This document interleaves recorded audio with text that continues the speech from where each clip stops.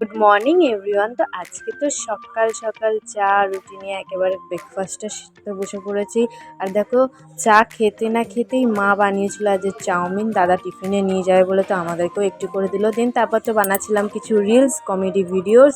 তারপরে যে দুপুরে খেয়ে নিচ্ছিলাম খাবার, যেহেতু ও ডিউটিতে যাবে, তো ভাবলাম ও খাচ্ছে যখন আমরাও সবাই বসে পড়ি খেতে। আর এমনিতেও 2টো বেজে গেছিলো। তারপর তো আজকে আমরা বেরিয়ে পড়লাম ও বাড়ির জন্য, মানে হচ্ছে আমরা গোলমোহর যাচ্ছি। আমরা তো ওই বাড়িটা ছেড়ে দিয়েছি, তোমরা জানো, কিন্তু দিদারা তো থাকে, দিদাদের ঘরটা খালি হচ্ছে। এই যে ঘরটা দেখছো, এটা হচ্ছে আমাদের ঘর, পুরোটাই ফাঁকা হয়ে গেছে। আর এগুলো সব রান্নাঘরটা ভাঙা হচ্ছিল, মানে বাবা আর কি ভাঙছিল। তারপর তো মামি বানাচ্ছিল চা। আর আজকে সন্ধ্যাবেলা তো খেলাম চপ আর মুড়ি। দুদিন খাওয়া দাওয়া কমপ্লিট করে আমরা তো সবাই একসাথে বসে একটুখানি গল্প করছিলাম, কারণ আবার কবে বসবো একসাথে ঠিক নেই। তারপর তো সবার সাথে দেখা সাক্ষাৎ করে এবার তো চলে যাচ্ছি বাড়ি। আর দিদা যে খাবার পাঠিয়ে দিয়েছিল, এর জন্য খাবার কিছু বানাতে হয়নি।